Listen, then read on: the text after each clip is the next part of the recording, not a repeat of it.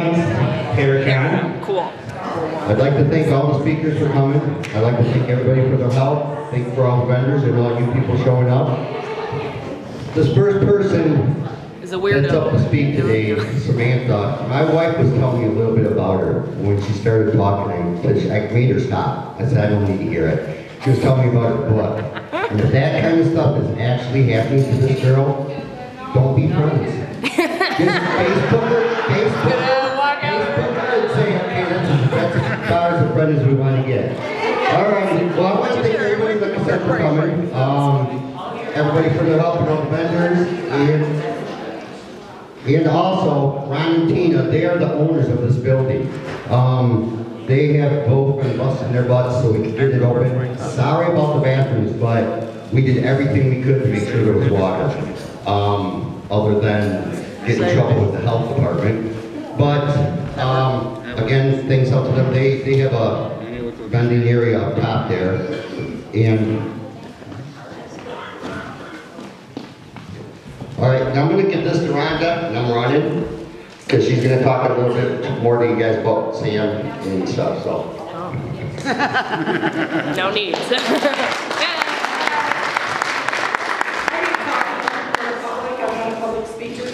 That's why they can do my dirty work. Breaking in.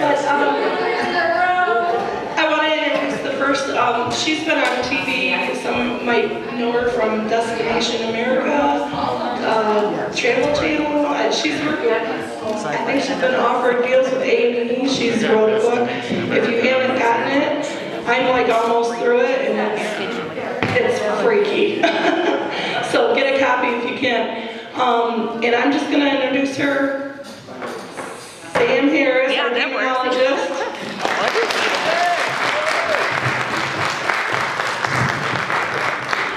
You guys. Yeah, I just wanted to take a moment to give everybody a round of applause for hosting this, for putting everything together, because it's a lot. So thank you guys so much. Alright, I have to apologize first and foremost because I've had an hour of sleep, but I'm hopped up on caffeine and I'm not a caffeine person, so bear with me. But anyways, I'm going to do my best to make it through here, and I hopefully I'm not going to cut into other people's time. But anyways, if we can eventually maybe dim lights, or I don't know, does that work? Get the mood, alright? Got the ambiance going on. It's not romantic, so we're not going anywhere romantic with this. But anyways, so my name's Samantha Harris. I usually go by Sam, and I've been working or studying the metaphysical field for about 15 years. So I was kind of a weirdo as a kid. I like to think I was pretty normal, but at about 11 years old, I had captured this image of a female apparition, almost a full body one, at Camp Algonquin, which is off of Bird Lake. And months later I found the image and I was just intrigued, and I took it to a professional that had worked at a photography store in my hometown for like 30 plus years. Like, this guy's legit, he knows his stuff. And he's like, I think you have a ghost. And since then, I was really intrigued in the research part, but I've had death premonitions and psychic experiences since I was like a toddler, which like freaked the family out. But it comes down on my mom's side of the family about every generation. Oh no, the searchlights, all right. But anyway, so I have a background in abnormal psychology, and I finished with my degree from Michigan State in communications. So it's to yeah to you guys. Yeah, go green, yeah, right? Right, I did work at U of M though, so don't hate me, but I had to save them. So I had to flip the department. But anyways, I was blessed enough to have my book published, which literally was an act of God. It was the first submission without an agent, and I decided to write a book to try to help people. Everything that I do in this field is to help people. You only get like $1 per book, basically, so it's not for the money. But oftentimes I'll deal with people who have nowhere else to turn. They've been turned down by the religious leaders, or the blessing didn't work, and so they're kind of at the end of the rope, and I kind of get handled like the worst of the worst, which confuses people because I'm like 5'3", and I'm kind of jolly. So they're like, you're a demonologist, that's weird. But I've been working on demonic cases for about 9 years. Ever since I was 17 years old, I started performing my first house blessing, and I dated a guy that had a demonic haunting, which means I have really good taste in men. And so yeah, but I like to keep it funny because we're going to talk about some dark stuff. I'm going to share some evidence with you that is pretty disturbing. And if you guys can't hear, let me know, and I can always replay the evidence for you at my table over there. And I'll be doing tarot readings and stuff like that too later on. Anyways.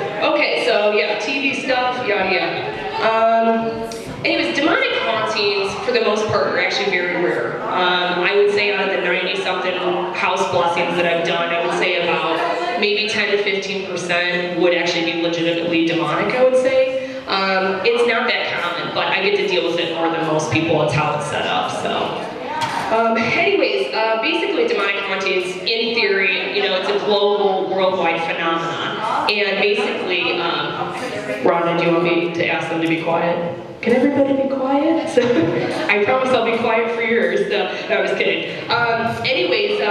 It's a worldwide phenomenon. So there's so many different cultural and religious takes on demonology. So I'll be approaching it from like a worldwide thing, but I typically use like a Native American, Christian, Catholic, South American method that I've kind of put together, which some people might think is blasphemous, but it works. And I've had a 98% success rate with the removal of demonic hauntings. The only times where it doesn't work is say somebody's an alcoholic and they don't want to give up their drinking, or there's abuse going on in the family and people aren't willing to change their behavior. And I really do think there's a correlation between those negative aspects and how these demonic hauntings come to be, because they're kind of drawn to those types of people. Anyways, so we'll get to cool stuff in a bit. But they feed off negative energy. So in a lot of the cases, you'll see them instigating fights, whether they ape or an object and siblings are fighting over it, like, you stole my shirt, and yada yada. They'll instigate different things to cause more negative energy. And they literally prey on the weak and the ill, feeble, and they're opportunists. And basically, how I look at these things is that they're basically bullies, and that always gets me angry. So with my cases, I try to take like a mama bear approach, and I get angry in like a divine anger, I guess you could call it. But I want to help these people because they literally are having their lives ruined. And we're going to go over some severe cases that I also included in the book, and some of these cases have been featured on TV. But basically their motive is not good, and it's to destroy and break down people's lives, family, finances, health, all sorts of exciting stuff. If you're an investigator or you think you might be dealing with a demonic haunting, here's some of the characteristics that I typically have seen. Not saying this is like the holy grail, it's just what I've seen from my research and experiences, but really horrific smells, like rotting, like the smell of death basically, without an explanation. Weird experiences like that, like sulfur, burning, garbage, that kind of stuff. People sometimes will have visuals, but oftentimes these entities work behind the scenes. They don't want you to know that they're there because they can work around the situation, manipulate people much more easily than if you were to know that they were there and acknowledge it. Anyway, so we have all sorts of different stuff with that, but usually we'll see some severe dysfunction going on with the family. Some of my cases, they've actually had hallucinations. We call it demonic hallucinations, where I had a client, Brian, that had demonic hallucinations of blood. Anything that was water was viewed as blood basically for 3 days, and had auditory hallucinations. Passed the DSM-4 psych evaluation and everything. There was nothing wrong with him. He's not schizophrenic. So we have some interesting things like that. And it's a fine line between mental illness sometimes and also demonic hauntings. But they don't tend to cancel each other out. Okay. I never really believed in demons, but I wasn't really closed off to that idea. I just hadn't experienced it. I'm like, oh, it's possible, you know. It kind of reminded me of like people talking about fairies and other things. I'm like, well, maybe there's something to it. Eventually I had to start prioritizing the cases because it was like every weekend or every week I was driving down to like help people and perform house blessings. So I now have it set up when people contact me or networking or word of mouth that I deal with like the worst of the worst. Anyway, so you guys heard all this exciting stuff. We're going to skip through this. Sometimes when you work in this field, it's not fun. It's definitely not fun. I've had things visit me before house blessings. I think it's to intimidate you, to be like, here's what I can do. Do you really want to mess with this? And it really can involve you and impact your personal life in ways that people really don't know about. So I very much so look forward to the house blessing because it's a resolution for my own personal experiences, where things will start, you know, a series of bad luck, weird accidents, things and activity at my house up until the blessing, and then it's over with. So I'm very much so relieved when I actually am able to finish and do the work. This is one of the worst cases. I figure we'll jump right into it. I had read about like incubi and succubi, and it sounds very otherworldly and just completely exaggerated, but this family had contacted me, and this was in Taylor, Michigan. And they never let on the fact that they were being like sexually assaulted or that was even possible. I read about these types of cases, but you know, you don't really believe it until you're actually there experiencing stuff with the family. Anyways, this is a case that I actually networked and contacted Lorraine Warren about, and apparently incubi succubi are very, very difficult to remove.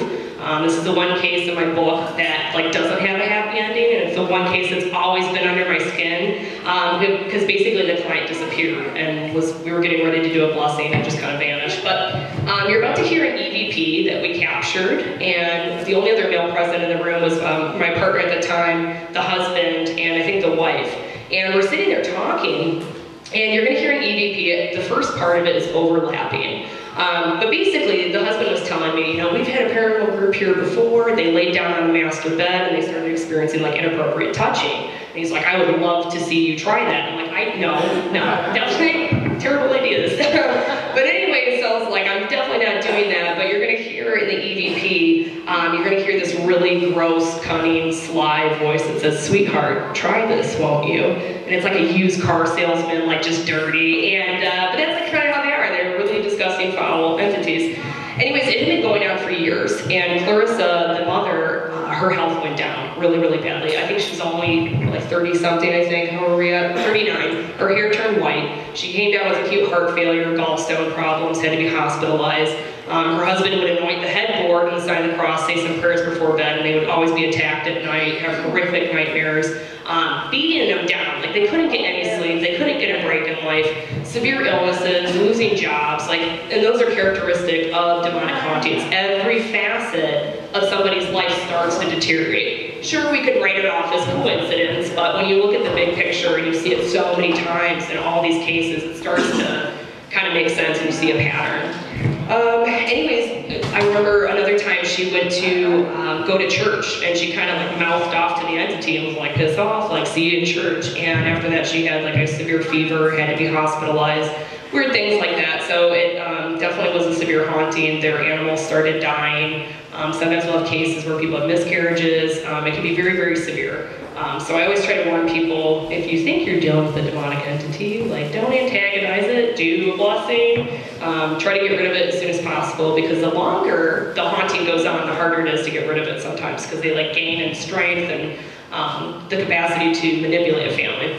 Anyways, I think we're going to see this next slide, and what you're going to look at is like a spectrograph or spectrogram, where we've actually looked scientifically at the voice signature of the audio recording, and it is very, very different from a human voice and also a human spirit voice. It's like on its own frequency and wavelength, and kind of an interesting thing. Anyways, so I think we're going to do that. I'm going to try to play it through the speaker, and hopefully there's not going to be feedback, so if your ears bleed, I apologize. So we'll try this.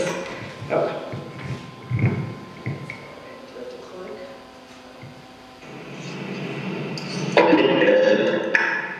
To say, in your mind. So you're the telepathic kind of thing?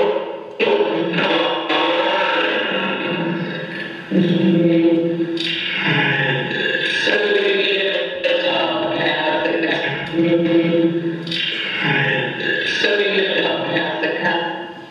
Alright, very charming, right? I know, you're like, oh, that gives me good, warm, fuzzy feelings. Anyway, so yeah, so these things like to engage, and I'm like, come on, this is a game, like, participate, and they're very sick and dark. Anyway, so that was that case.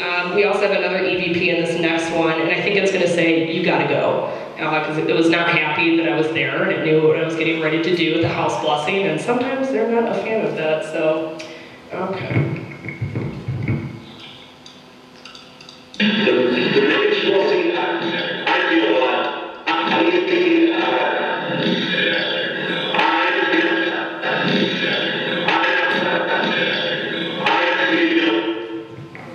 So can you guys hear all these? Is that good?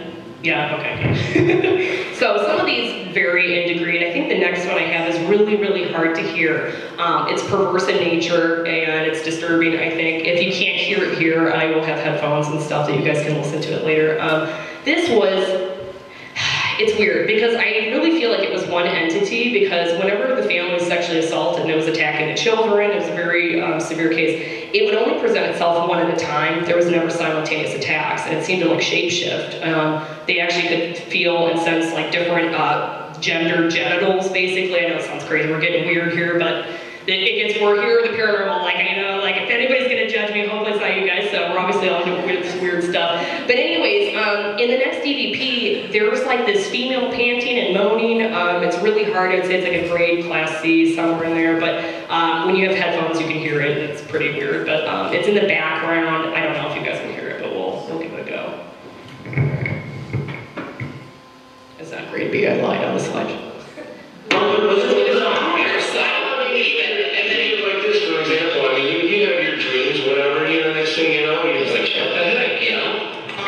I thought it said like it's a job, but I think it says is a job, which means like God is salvation. And sometimes we have like mockery of divine things, sacrilegious sayings, stuff like that. That's pretty typical for demonic haunting.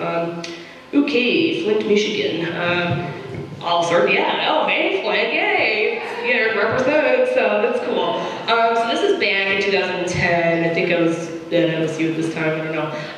Anyways, there was a wife and a husband, and they had this son, like Steven or Stefan. And sometimes I can pick up intuitively, but there was something about him that was like resisting this whole process of doing a house blessing. And I actually take a non-denominational approach. I don't think it's my line of business to tell people what to believe in, but you know, if people believe in a higher power, that's all I ask, and it's one of the prerequisites I do to work on these cases. People have to be on board 100%. And this is one of the cases that never worked because, I mean, it worked for 6 months. And then after the son returned back home, the entity came back in there, and they were also doing EVP recordings in the attic again to see if it was still there. Or I'm like, don't do that, like, you know, like don't open the doorway again, but you know, you can't teach people sometimes. So, but anyways, they had a house that they were renovating, and for some reason, I haven't usually seen demonic cases linked to renovations. Usually it's like human spirits, you're stirring up energy, whether it's residual or intelligent haunting. But for some reason, after they started working on the chimney, they started having these really dark shadows following around, weird stuff like that. They would see claw marks, they would see like different variation of sizes of hooded figures. She would be getting undressed or getting out of the shower and like wolf whistle at her, like woo woo, like look at you. And she completely felt so violated. I mean, imagine being in your home and you have like this perverse entity and you're being watched, and it's very scary to put yourself in their shoes. Anyways, it would punch through the mattress. I just spit in your direction, I'm sorry. Welcome. I don't think I got you though. Yeah, I know, right? Pretty bad. Anyways, and it was trying to divide the family, the couple. Whenever they were trying to sleep together or bond as a couple, it would like divide them by like attacking them. And so finally they would sleep in different parts of the house. And that's how they work. They're very systematic. They're kind of like military. There is a hierarchy in demonology where you got like the lieutenant, you know, or whatever. And they work their way on people, on breaking people down, separating, isolating, manipulating the situation. Anyways, they would hear growling, and the next EVP you're going to hear is pig grunting. Sometimes people think it's just that's how demonic entities are. They can be pig-like, or sometimes people think it's related to doing some sort of ceremony with pig bones. And we've had cases like that where you dig stuff up and there's, you know, satanic rituals where people use animals, which is horrible. So anyways, what am I missing? Well, would throw items and stuff. And she tried contacting me and writing an email, and every time she tried to send it, the computer would shut off and weird stuff. And then finally the 5th or 6th time, she was typing, and then the keyboard started typing random letters and stuff, like she couldn't get through. So it's not uncommon for people to like try to call, the call drops, you know, my GPS is like, we're driving into the lake, and I'm like, that's not where we need to go. But anyways, like just technology will malfunction, and basically they'll put up every effort to thwart your, you know, house blessing. And I've had people like, neighbors will show up, phones start ringing, interruptions, and it's very common. So anyways, what else is exciting? Okay. Yeah, the activity flared up. So, okay, oh yeah, her son basically admitted that he'd like dabbled in dark arts and like read satanic Bible stuff, and then they're like, we don't know why this is happening. And I'm like, that could be part of it. So yeah. Anyways, okay, so you're gonna hear, it's kind of terrible audio. It's a recording of their recording. There's an analog and a digital version, and you're gonna hear it repeat twice. And I think the first one you're gonna hear is, you're going to hear knocking sounds that were not present at the time. This is just like an EVP. You can hear knocking that the demonic entity was doing, and it's like the shave and a haircut 2 bits, like da da da da da da, you know. Anyways, you'll hear that, and you'll hear it whisper like "come in," which is creepy. So, and then that's going to repeat twice, and then you're going to hear demonic like pig sounds that are delightful. So, okay, here we go.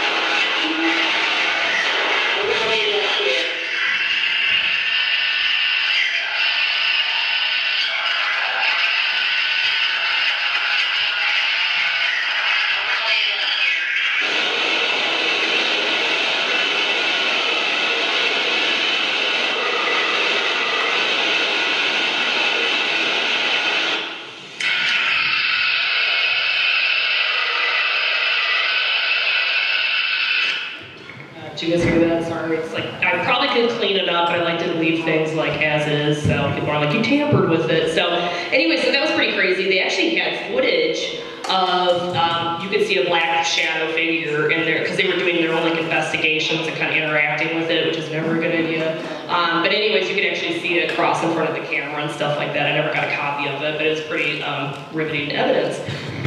Okay, so the last case here, well, this is the one that was already aired, but it was featured on Destination America as a haunting. They based the case off of it. I just filmed another one for Holly, Michigan, which is a very, very active town, especially the Holly Hotel. But anyways, the Novi, the morning that I was contacted, the son, Brian, was thrown across the room by an unseen force. And the family saw it. There was multiple witnesses. His own best friend would come over and he'd get punched in the stomach. And his friend would keep coming over, like, what a good friend. Like, you know, he's like, I'm in this with you, which is absolutely beautiful and amazing. And that's like what it takes to sometimes beat these things, is to work together as a team. They hate love, they hate working as a team, they hate family bonding. So that's a really critical thing that I include in addition to counseling.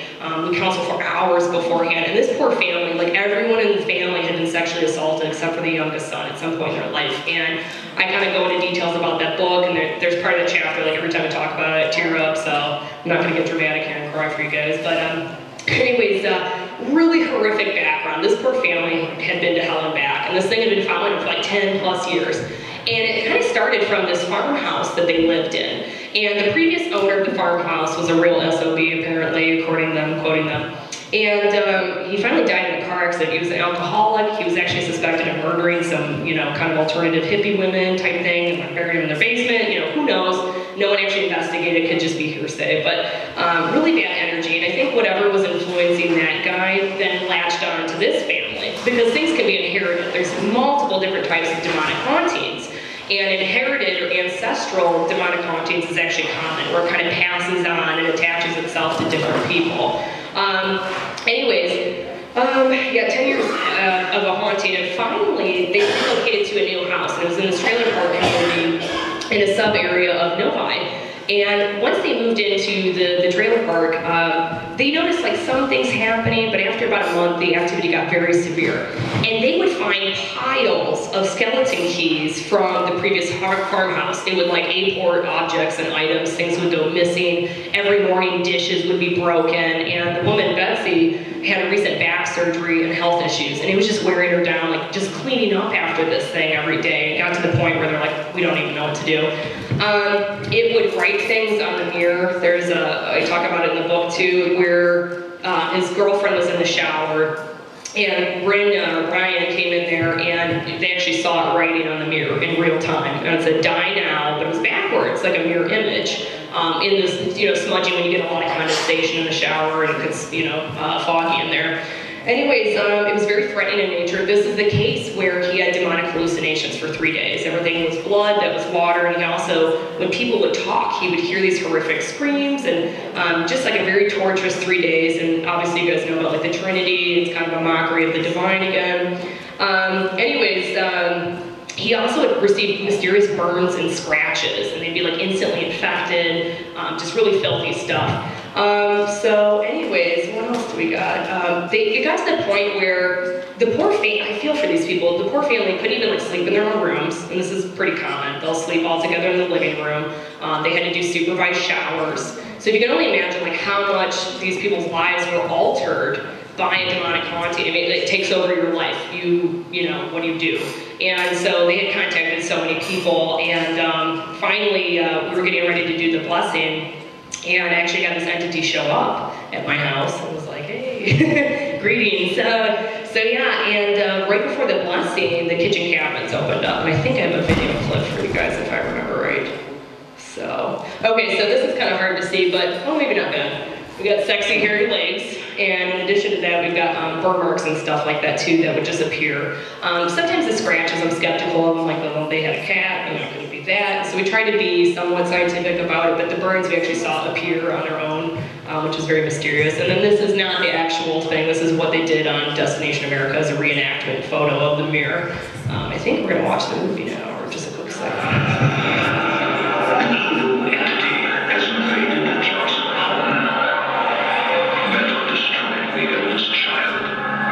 Thrown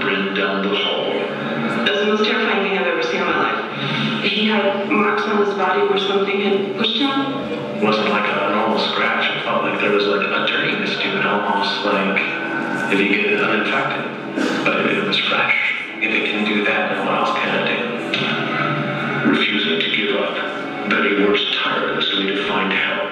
There had to be somebody out there that knew what was going on and knew how to deal with it. Brett thought I was going crazy, but then I saw it too. We all did.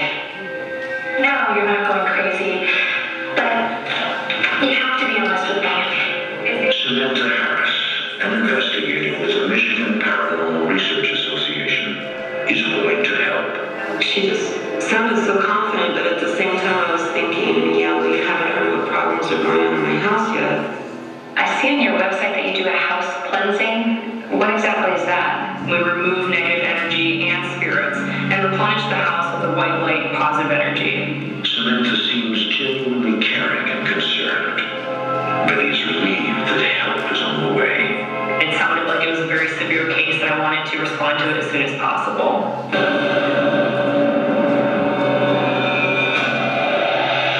Later that evening, as Samantha is getting ready for the house blessing, she suddenly feels uneasy. It felt as though the evil was in my house. I saw in the corner of my eyes the movement. The dark figure she sees matches Betty's description of the entity that is menacing her home. I know what you are! I'm terrified inside, but I knew I had to assert myself and to stand my ground. We're gonna call that family, you hear me?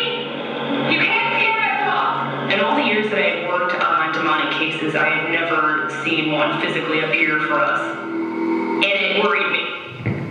I didn't say such nice things to it. And then two things. I don't know why, I just like to do house blessings during the day, but I do want to credit New Dominion Pictures that are based out of DC for really trying their best to stay accurate to the facts of the case. We didn't perform a blessing at night or anything like that. I don't know, for some reason I like to think daytime is better to do it in. And I like that they chose like this Native American looking lady to play me. So I think they thought I was Native. I'm like, definitely not. I'm German and squatty, so that's fine.